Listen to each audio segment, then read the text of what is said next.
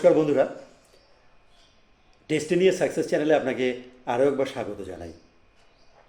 আমার আজকের ভিডিওর বিষয়টি হচ্ছে সুইং ট্রেডিংয়ের ওপর। যারা শেয়ার বাজারে কাজ করেন, সুইং ট্রেডিং শব্দটা আপনারা হয়তো শুনেছেন। তা বিগিনারদের জন্য আমি আরেকবার বলে রাখি, সুইং ট্রেডিং হচ্ছে সেই জিনিসটা যেখানে আজকে আমরা একটা স্টক বাই করলাম এবং তারপর সেটাকে আজ থেকে 3 মাসের মধ্যে যে কোনো দিন যদি আমরা বিক্রি করি, মানে আজকেই বিক্রি করবো না, আজকেই যদি কিনে আজকেই যদি বিক্রি করি, তো সেটাকে ইন্টারডে বলা হয়। সুইং ট্রেডিং হচ্ছে আজকে কিনবো, তারপরে সেটাকে 1 মাস, 1.5 মাস, 2 মাস, 3 মাস, মোস্ট প্রবাবলি মোটামুটি একটা 3 মাস পর্যন্ত যদি আমরা হোল্ড করে রাখি, তখন সেটাকে সুইং ট্রেডিং বলে। কেউ কেউ ক্ষেত্রে বেশিও রাখতে পারেন, অসুবিধা কিছু। আমার কাছে ভীষণ ফেভারিট একটা জিনিস। মানে আপনি যদি আমায় বলেন যে শেয়ার বাজারে কোন জিনিসটা পছন্দ, কোন ধরনের ট্রেডিংটা, আমি সবার আগে বলবো সুইং ট্রেডিং। কারণ এটা হচ্ছে একদম সম্পূর্ণ লো রিস্ক গেম একটা। এখানে রিস্ক একদমই নেই। তার কারণ দেখুন, ইন্টারডে করতে গেলে কি হয়, আমি আজকে কিনবো, আজকে কিনবার পর যখন আজকে বিক্রি করবো 3টের মধ্যে, 9টা 15-তে কিনলে আমার 3টে 3:30-র মধ্যে আমাকে বিক্রি করতে হবে। সেটা 3টে 15-20-র মধ্যে আমাকে ওটা ক্লোজ করে দিতে হবে। এবার হতেই পারে যে আজকে কোনো কারণবশত শেয়ার বাজার খারাপ হয়ে গেল, বাজারে ধস নামলো, বা সেই স্টকটা পার্টিকুলার যে স্টকটা আপনি কিনলেন সেই স্টকটার মধ্যে ধস নামতে পারে। তো সুতরাং আপনার লস হওয়ার একটা সম্ভাবনা থাকে। কিন্তু এটাই যদি আপনি সুইংয়ের জন্য করেন, ওই স্টকটাই কিন্তু আপনার কালকে পরশু বা তারপর 1 সপ্তাহের মধ্যে বা হয়তো 1 মাসের মধ্যে স্টকটা কিন্তু বারবার একটা প্রবাবিলিটি থাকে। সেই কারণে সুইং ট্রেডিংটা হচ্ছে অন্যান্য ট্রেডিংগুলোর মধ্যে সবচেয়ে বেশি সেফ বলা যেতে পারে। তো আজকে এই সুইং ট্রেডিংয়ের ব্যাপারটাই আমরা আলোচনা করব। আমি সুইং ট্রেডিংয়ের জন্য আজকে একটা স্টক আপনাদের জন্য দেখে বেছে রেখেছি আর কি। আবারও বলছি, এটা আমার রেকমেন্ডেড নয়, কোনো রকম রেকমেন্ডেশন এটা নয়। আমি আমার নিজের মতো করে ট্রেডিং করি, আমার নিজস্ব কিছু স্ট্র্যাটেজির ওপর, আমার নিজস্ব কিছু লজিকের ওপর ভিত্তি করে আমি করি। আপনার যদি মনে হয় যে হ্যাঁ, আমার এই লজিকটা আপনি আপনার ট্রেডিংয়ের ক্ষেত্রে ব্যবহার করতে পারেন, তো সেটা ব্যাক টেস্টিং করবেন, প্রপারলি ব্যাক টেস্টিং করবেন। আমি সম্পূর্ণ স্ট্র্যাটেজিটা আপনাদের সঙ্গে শেয়ার করব যতটুকু বলা সম্ভব। তারপরে সেইটার ওপর ভিত্তি করে আপনি ব্যাক টেস্ট করুন। ব্যাক টেস্ট করে যদি আপনার মনে হয় যে হ্যাঁ, এর মধ্যে লজিক্যালি কিছু আছে, আপনি অবশ্যই কাজ করতে পারেন। এটা নিয়ে আলোচনা করব। এটা হচ্ছে চম্বল ফার্টিলাইজার। চম্বল ফার্টিলাইজারটা এই মুহূর্তে যদি চম্বল ফার্টিলাইজারের কথা বলি, তাহলে দেখুন চম্বল ফার্টিলাইজারটা এই মুহূর্তে যেখানটায় রয়েছে, এটা হচ্ছে 638 টাকা। গতদিন এর হায়েস্ট উঠেছিল 642 টাকা। তো আমি আগামীকাল মানে শুক্রবার দিন আমি এই স্টকটাকে 645 টাকাতে বাই করব। 645 টাকাতে বাই করব। কেন বাই করব, এর টার্গেট কী হবে, সেগুলোতে পরে আসছি। দেখুন, আগে আমরা আসি যে স্টকটা আমি কেন আগামীকালের জন্য বাই করতে চলেছি। তার কারণ হচ্ছে, দেখুন, এই স্টকটাকে যদি আপনি একটু ব্যাক টেস্টিং করেন, তাহলে দেখবেন যে এই স্টকটা একটা বিশেষ ক্যান্ডেল তৈরি করেছে। দেখুন এখানটায় স্টকটা যে ক্যান্ডেলটা তৈরি করেছে, এই ক্যান্ডেলটাকে বলা হয় 3 হোয়াইট শোল্ডার। এই 3 হোয়াইট শোল্ডার যে ক্যান্ডেল, এটাতে 3টে পরপর দেখুন গ্রিন ক্যান্ডেল তৈরি করেছে। এই যে 3টে পরপর গ্রিন ক্যান্ডেল তৈরি করা, এটা একটা বুলিশনেসের একটা লক্ষণ বলতে পারেন একটা। তো এটাকে কেন আমি এত প্রেফার দিচ্ছি, তার কারণ দেখুন, একটু যদি আপনি পেছন দিকে আসেন, এইরকম ক্যান্ডেল দেখুন কভার করেছে। এখানে একবার করলো, দেখুন এইখানটায় একবার করেছে, তারপরে দেখুন এইখানটায় করেছে পরপর 3টে, এখানটায় দেখুন পরপর 3টে করে। অর্থাৎ দেখুন, আপনি মোটামুটি এই কয়েকটা ক্যান্ডেলই যদি আমরা দেখি, কয়েকটা জায়গা যদি কয়েক মাসের মধ্যে দেখি, তাহলে দেখুন এই বেশ কয়েকবার এইরকম ক্যান্ডেল তৈরি করছে। এটা আপনি আরও ব্যাক টেস্ট করে আরও পেছন দিকে যেতে পারেন, যত খুশি পেছনে গিয়ে এটাকে দেখতে পারেন। এবার এখানটাতে এর মেনলি কাজটা কী হয় দেখুন, আমরা যদি একবার একটু দেখি, এই স্টক যখন এরকম 3 ক্যান্ডেল তৈরি করে, পরপর 3টে যখন গ্রিন ক্যান্ডেল তৈরি করে, এই কতটা পর্যন্ত ওপর দিকে যায় দেখুন, 14%।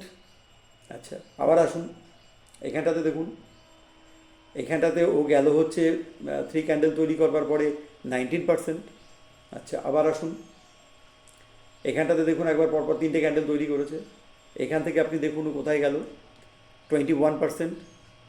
আবার আসুন নেক্সট ক্যান্ডেল দেখুন, এখানেও পরপর 3টে করেছে, কিন্তু এখানে আমরা ট্রেডটা নেব না। কেন নেব না সেটা পরে বলছি।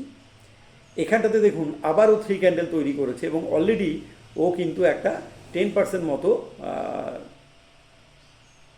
10% মতো একটা গেন কিন্তু অলরেডিও দিয়ে দিয়েছে। তাহলে 10% গেন দিয়ে দিলে আমি ব্যাক টেস্ট করে যতটা দেখেছি, যে চম্বল ফার্টিলাইজার যখনই এইরকম পরপর 3টে গ্রিন ক্যান্ডেল তৈরি করে, ও কিন্তু 20% পর্যন্ত আপ টু মোটামুটি একটা 20% পর্যন্ত কিন্তু অন অ্যাভারেজ, সবসময় যে 20% হয় তা নয়, কিন্তু অন অ্যাভারেজ 20% পর্যন্ত একটা ছোটে। তাছাড়া আমার এটা নেবার পেছনে আরেকটা বড় কারণ রয়েছে। আরেকটা কারণ রয়েছে, দেখুন ভলিউমটা। এখানে যে ভলিউমটা দেখতে পাচ্ছেন আপনারা, যে এই ভলিউমটা যেমন তিনটে ক্যান্ডেল যেমন বাড়ছে, তার সঙ্গে সঙ্গে কিন্তু পাল্লা দিয়ে ভলিউমটাও বাড়ছে। এবার এইটা যেমন একটা যেমন অ্যাঙ্গেল, এটা যেমন একটা নেবার একটা দিক। আরেকটা দিক হচ্ছে, আমি বলছিলাম একটু আগে, যে এখানেও একটা দেখুন পরপর তিনটে ক্যান্ডেল হয়েছে, কিন্তু এই স্টেপটাকে আমরা অ্যাভয়েড করছি। এই টেপটাকে আমি অ্যাভয়েড করতে বলেছি। কেন অ্যাভয়েড করতে বলেছি, তার জন্য একটুখানি নিচের দিকে আসুন। দেখুন নিচে আরএসআইটা রয়েছে। এই আরএসআইটা কিন্তু একটা খুব গুরুত্বপূর্ণ জিনিস। যখনই আরএসআই, দেখুন এখানটায় আরএসআইয়ের পজিশনটা দেখুন, এখানে যেখানে আমরা নিতে যাচ্ছি এখানে আরএসআইয়ের পজিশন 60+, অথচ এখানটায় আরএসআই দেখুন, এখানটায় আরএসআই দেখুন দেখেছো 45, দেখুন বাদিকে লেখা রয়েছে, দেখুন 45 রয়েছে হচ্ছে আরএসআই, 45 to 50। তো এই জায়গাটায় মানে আরএসআইয়ের ব্যাপারটা একটু আমি ক্লিয়ার করি আপনাদের। আরএসআই যখন 60-র উপরে থাকে, বেসিক্যালি তখন একটা স্টক ছোটবার জন্য রেডি হয় বলতে পারেন। হয়তো অনেক জায়গাতে আপনারা শুনেছেন যে ওটা ওভারব্রট হয়ে যায়, ওভারসোল্ড হয়ে যায়, কিন্তু না, বেশিরভাগ স্টকগুলোই দেখেছি যে 60 ক্রস করবার পরেই কিন্তু বেশি জোরে ছোটে। তো এটা এই 60-র উপরে নেওয়া, বা এখানটাতেও দেখুন এর আগেও যখন ছুটেছিল তখনও দেখুন 60 ক্রস করবার পরেই কিন্তু এই 57, এখানে দেখুন এই 60 ক্রস করার পরেই কিন্তু স্টকটা দুমদাম করে কেউ একদিন কিন্তু বেশ অনেকখানি ছুটে চলে গেছিলো। তো এখানটা তো আমি আশা রাখছি সেটাই, অর্থাৎ আমার নেবার যে পেছনে এটাও একটা যুক্তি বা এটাও একটা কারণ বলতে পারেন, যে আরএসআইটা 60-র উপরে রয়েছে, প্লাস তার সঙ্গে সঙ্গে ভলিউমটাও কিন্তু আমাদের মাথায় রাখতে হবে। ভলিউমটাও কিন্তু এখানে একটা বেশ সুন্দরভাবে এগোচ্ছে। এখানেও দেখুন, ঠিক আছে, এর আগে তাহলে আমরা মোটামুটিভাবে দেখলাম বাইং পজিশনটা। এবার আমি আসবো টার্গেটটা দেখতে গেলে দেখুন, স্টকটা যখন 3 হোয়াইট সোলজার প্যাটার্ন তৈরি করে সেই সময়টাতে ও 20% পর্যন্ত একটা কিন্তু মুভমেন্ট দেয়। তো এক্ষেত্রে দেখুন 10% মুভমেন্ট অলরেডি স্টকটার ক্ষেত্রে চলে এসছে। তাহলে এখন আমাদের কিন্তু 20% পর্যন্ত বসে থাকাটা বোকামি হবে। তাহলে আরও আগে নিচ থেকে নিতে হতো, সেটা তো ধরুন আমাদের যেহেতু ক্যান্ডেলগুলো অলরেডি বড় হয়ে গেছে সেখানে কিছু করবার নেই। তো আমরা কী করবো, আমি ফার্স্ট টার্গেট এখান থেকে নেব হচ্ছে 3%-এর জন্য, অর্থাৎ 645 থেকে আমি 3% পর্যন্ত উঠবো। এক মিনিট, 3% পর্যন্ত উঠবো এখান থেকে। তা এখান থেকে 3% পর্যন্ত উঠলে পরে এখানে আসছে আমার হচ্ছে ওই ধরুন 665 টাকা 64 টাকা এরকম আসছে, 663 64 টাকা, মোটামুটিভাবে ধরুন আপনি 665 টাকা পর্যন্ত আমি ফার্স্ট টার্গেট এটাকে বুক করবো, 50% বুক করব। তারপরে আমি চেষ্টা করব 6% জন্য। 6% মানে এর আসছে হচ্ছে আপনার ওই 680 টাকা মতো ধরুন। তাহলে প্রথম টার্গেট আমি 664 টাকা নাগাদ, 665 ধরুন রাউন্ড ফিগারে, 665, এবং সেকেন্ডটা আমি 680। এই দুটো টার্গেটে আমি এই কোয়ান্টিটিগুলোকে বিক্রি করব। প্রথম অর্থাৎ 50% বিক্রি করবো 665-তে, এবং বাকিটা সবটা বিক্রি করবো হচ্ছে 680-তে। এই হচ্ছে আমার টার্গেট থাকবে। এবার আপনাদের মাথায় আসতে পারে স্টপ লসের কথা। তো আমি আপনাদের কাছে জোরহাত করছি, স্টপ লস জিনিসটা ব্যবহার করবেন না। দেখুন, স্টপ লস এমন একটা বাজে জিনিস যেটা আমাদেরকে ধ্বংস করবার জন্য তৈরি হয়েছে। আমাদের মতো রিটেলারদের কীভাবে ক্ষতি করা যায় তার জন্যই স্টপ লস। আমি আমার ছাত্রছাত্রীদের যেগুলো শেখাই, যে স্ট্র্যাটেজিগুলো শেখাই, সেখানে কোনো রকম স্টপ লসের ব্যবহার আমি করি না। তা আপনাকে আমি বলবো না যে আপনি স্টপ লসের ব্যবহার করবেন না, কারণ স্টপ লসের ব্যবহার অবশ্যই এর একটা ভালো দিকও আছে, আপনাকে হয়তো বেশি ক্ষতির হাত থেকে রক্ষা করে এটা।